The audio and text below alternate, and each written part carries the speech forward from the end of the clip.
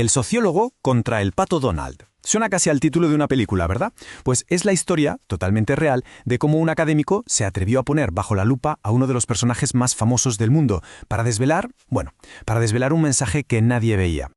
A ver, pensemos un momento, ¿y si un personaje de dibujos, uno de esos que nos encantaban, tuviera una agenda oculta? Suena un poco a teoría de la conspiración, lo sé, pero esta misma pregunta en los años 70 desató una auténtica revolución en nuestra forma de mirar la cultura de masas. Y aquí tenemos al protagonista de esta historia. Su nombre es Armand Matelart. Él fue quien se atrevió a mirar con otros ojos lo que millones de personas veían como un simple entretenimiento. Y lo que encontró cambió las reglas del juego.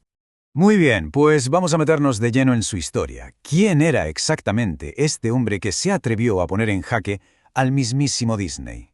Matelart no era un académico cualquiera, ¿eh? Era un sociólogo y escritor belga que nos enseñó algo fundamental, que detrás del entretenimiento más inocente a veces se esconden mensajes muy poderosos. Su trabajo, literalmente, le dio la vuelta a cómo se estudiaba la comunicación. Para entender su idea más famosa, la que lo puso en el mapa, tenemos que viajar a un lugar y a un momento muy específicos. Un auténtico hervidero de ideas.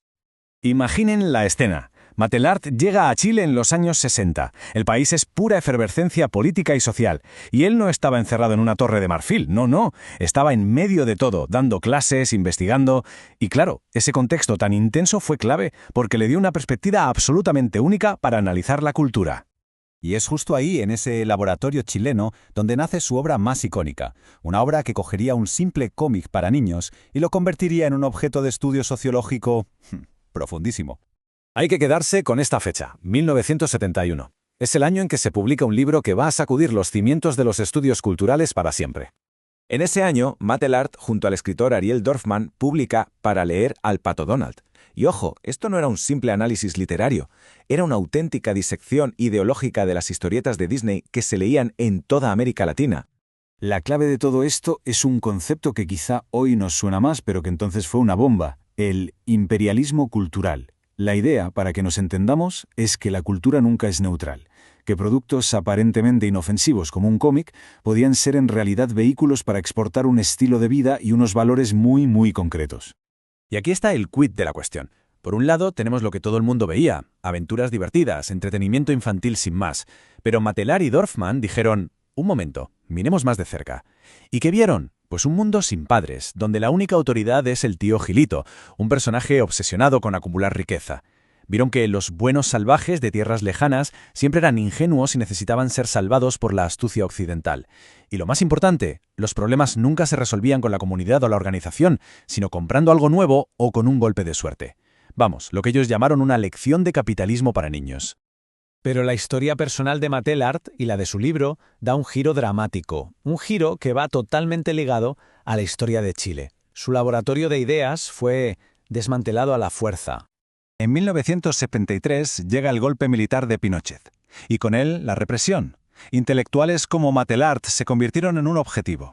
Su libro Para leer al pato Donald fue quemado en piras públicas, algo increíble. Él tuvo que huir, exiliarse para salvar la vida. Ya en Francia, su experiencia en Chile se convirtió en la lente a través de la que analizaría el mundo entero. Aplicó esa misma mirada crítica ya no solo a los cómics, sino a la globalización, a los flujos de comunicación. Fue de los primeros en alertar sobre los peligros de la sociedad de la información, de cómo unas pocas potencias podían acabar homogeneizando la cultura global. Y luchó muchísimo por la idea de proteger la diversidad cultural. Y aquí llegamos al punto crucial. ¿Por qué seguimos hablando de un análisis sobre cómics de hace más de 50 años? Pues porque su relevancia hoy es enorme. Es que Matelart nos dio herramientas para no ser consumidores pasivos. Nos animó a hacernos preguntas. ¿Quién crea este mensaje? ¿Con qué intención? ¿Qué valores está promoviendo? Su trabajo cambió por completo la forma en que generaciones de estudiantes y académicos se han acercado a la cultura popular. Pensemos en esto por un segundo. La misma lógica que usó para el pato Donald es la que se necesita hoy para analizar una serie de Netflix, un vídeo viral de TikTok o el algoritmo que nos recomienda qué ver. Las plataformas han cambiado, la tecnología es nueva, pero las preguntas de fondo sobre el poder y la ideología siguen siendo exactamente las mismas. Esta cita lo resume a la perfección. No fue solo un académico más, fue un auténtico pionero que nos dejó un mapa para navegar por el mundo tan complejo de la comunicación moderna. Y esa es, al final, la gran pregunta que nos deja su legado.